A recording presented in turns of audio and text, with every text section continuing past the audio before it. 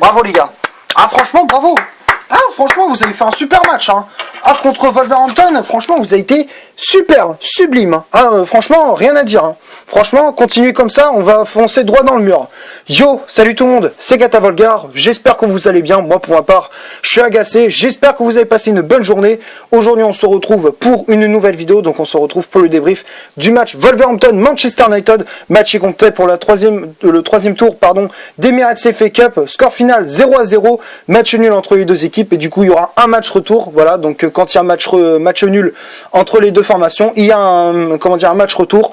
Donc voilà, là on a fait match nul contre Wolverhampton et j'espère qu'au match retour vous allez gagner ce match, hein, parce que j'ai pas ce que j'ai vu là pendant 90 minutes, je ne veux plus le voir.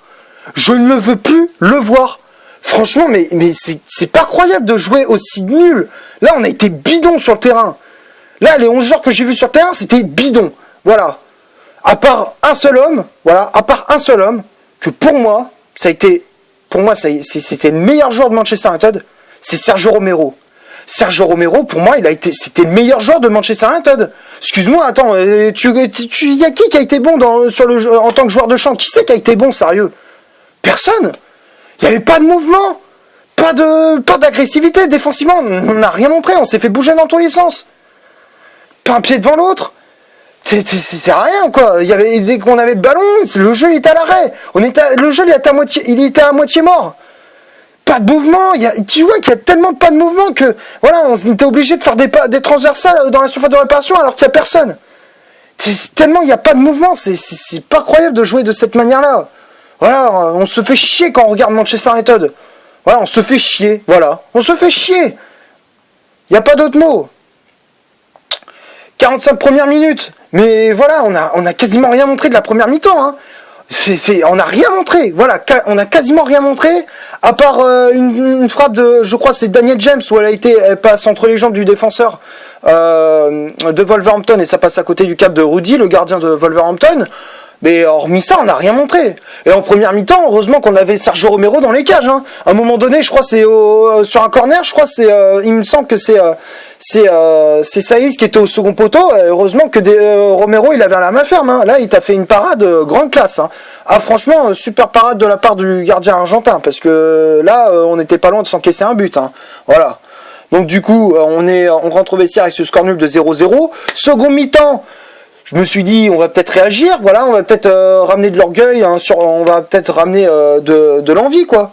Pas de réaction, hein, on n'a rien changé, on a fait la même chose qu'en première mi-temps. Qu'est-ce que t'as dit, Ole Gunnar, dans le vestiaire? T'as dit, surtout les gars, ne changez rien, on est superbe, on va se contenter du match nul, c'est ça que tu t'es dit? Il y a là, lors de la conférence de presse contre Arsenal, là, lorsqu'on s'est fait rouster 2-0 chez eux, là, t'as dit, ouais, tu plaignais qu'on avait trop de matchs. Mais je sais pas, tu veux te mettre des boulets sur des boulets ou quoi? Parce que déjà qu'on a joué suffisamment de matchs avec le Boxing Day, les joueurs ils sont à moitié cramés, mais si tu veux en plus faire flinguer les joueurs, il y a pas de souci, hein. Surtout fais des matchs nuls et ensuite on enchaîne, hein. Ah non, mais franchement c'est incroyable, quoi. Non mais franchement ça vous choque pas, supporter mancunien, ça vous choque pas, sérieux? Sans déconner, mais heureusement qu'on n'a pas des ultras et des choses comme ça, parce que sinon on va tout casser, hein. Alors franchement, on risque d'avoir le cerveau qui vrille. Là, on a un point où on a le cerveau qui vrille, hein. À un moment donné, c'est pas possible, hein, d'être aussi bidon que ça. Ah, on a été bidon, là. Sur le terrain, on a été bidon. Voilà. Donc, du coup, on n'a pas de réaction, et en plus de cela, on a de la chance, on a de la réussite, parce que le but de Doherty, là, c'est vrai qu'à main, mais voilà, c'est franchement, on a eu du cul quand même, parce que là, on aurait pu être éliminé avec un but de merde, voilà. Et hop, ils auraient pu faire le but, et hop, ils se ferment derrière, et puis terminé, merci, au revoir, quoi. Voilà, ça aurait pu être ça, ça aurait pu être ce scénario-là, voilà. Et en plus de cela, bon, c'est vrai qu'on n'a pas eu de la réussite, parce que quand même, l'arbitre, penalty sur Brandon Williams, et penalty aussi sur Marcus Rashford, tu veux qu'on en parle ou pas? Non mais sans déconner, l'autre à un moment donné sur Rashford, le mec il le découpe en deux, il n'y a pas penalty. Non, en fait, en gros, pour que l'arbitre siffle penalty, nous à Manchester United, il faut qu'on se casse une jambe. Bah très bien, demande alors dans ce cas, il faut qu'un joueur, un mec comme Adama Traoré là, qui nous découpe en deux, et c'est bon, voilà.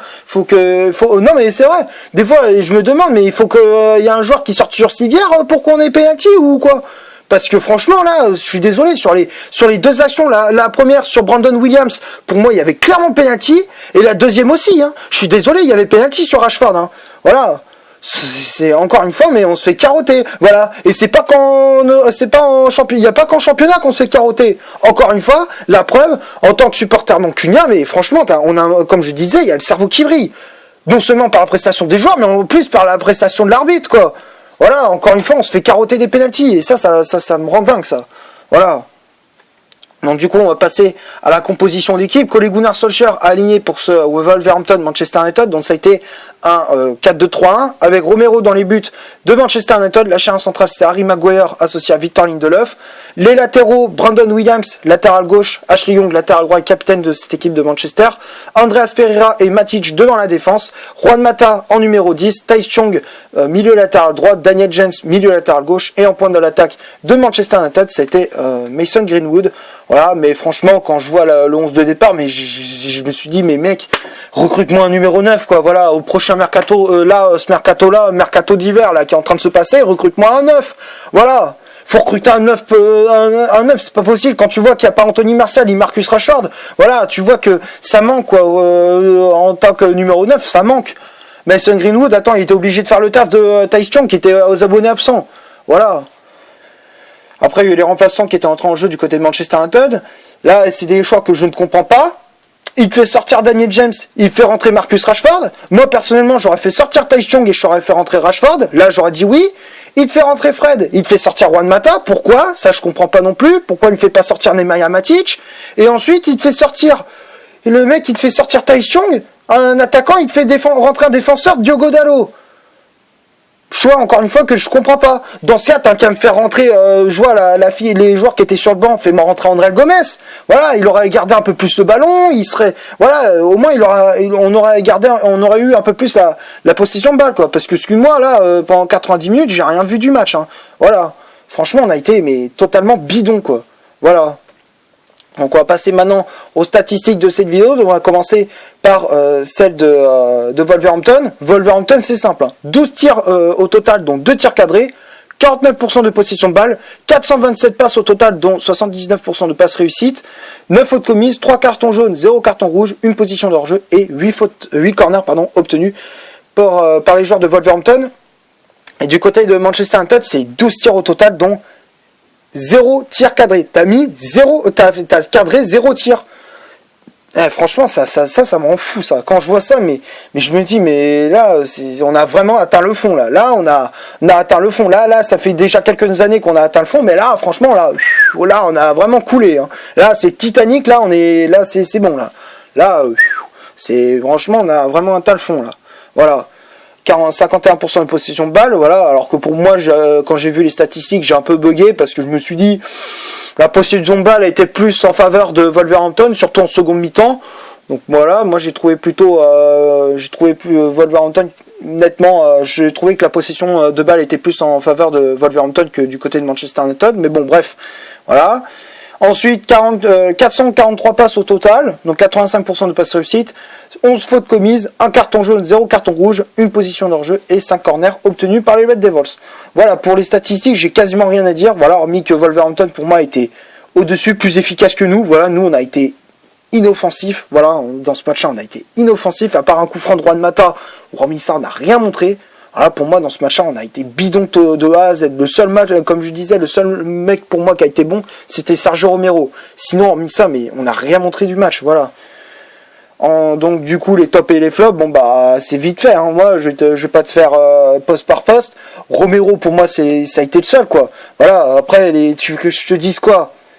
Maguire, Lindelof, il mettait pas un pied devant l'autre. Encore une fois, il faisait des relances, mais tu prends un électrocardiogramme, tu prends par exemple un électrocardiogramme et tu vois comment il est mon cœur pendant les matchs, il fait ça, hein. Il fait ça, hein, je te jure, t'es pas serein, hein. Voilà. Encore une fois, Maguire, Lindelof, mais catastrophique, quoi.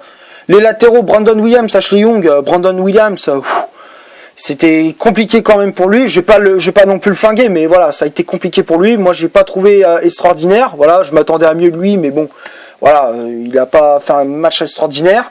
Young, encore une fois, pathétique, encore une fois. Voilà, pour moi, Ashley Young, j'ai encore trouvé décevant, donc voilà. Ensuite, le milieu de terrain, Matic et Andreas Pereira, mais voilà, à la limite, Andreas Pereira, ça a été mieux au milieu de terrain, mais voilà, hormis ça, mais c'était néant, quoi. Milieu de terrain, mais laisse tomber, c'était catastrophique. Attends, Matic, mais il met plus un pied devant l'autre, c'est fini maintenant. Moi, pour mon prochain mercato, il faut le vendre. Tu me recrutes au moins 2 milieux de terrain, c'est bon, voilà. Tu me recrutes 2 milieux de terrain, ou alors tu me fais jouer le petit James Garner, parce que pour moi, il a beaucoup plus de potentiel, beaucoup plus régulier que Matic, excuse-moi. Donc voilà, moi personnellement, j'aurais préféré un Garner qu'un Matic, voilà. Donc encore une fois, match catastrophique de Matic. Après, offensivement, mais on a quasiment rien montré, quoi. Daniel James, il a fait qu'une frappe, et puis on l'a plus vu. Juan Mata, un coup franc terminé aussi. Taichung, mais aux abonnés absents, du coup c'était Greenwood qui était obligé de faire le taf. Mais voilà, hormis ça, on a quasiment rien montré du match. Voilà, Greenwood, franchement, c'est un joueur que je t'adore, Mason, hein, mais là, dans ce match-là, je suis désolé. Pour moi, t'as pas servi à grand chose. Voilà. Là, ça se voit que pour moi, t'es pas un numéro 9. C'est pas un joueur qu'il nous faut à Manchester. Enfin, un numéro 9 comme Greenwood. Ce qu'il nous faut, c'est un attaquant complet comme Martial, ou alors un joueur comme, justement, en face, Adama Traoré, par exemple, c'est un ailier qui est très très bon. Un ailier et aussi un attaquant de pointe. Voilà, tu prends par exemple le cas de Raúl Jiménez, pour moi, c'est un vrai numéro 9, ce mec-là. Tu vois, pour moi, dès qu'il rentre en jeu, bam, il a de l'envie, il a de la grinta, il rentre dedans. Voilà. Nous, nos attaquants, à part Martial et Rashford, t'as qui d'autre? Sérieux, il y a rien, quoi, il y a que dalle. Voilà, nada.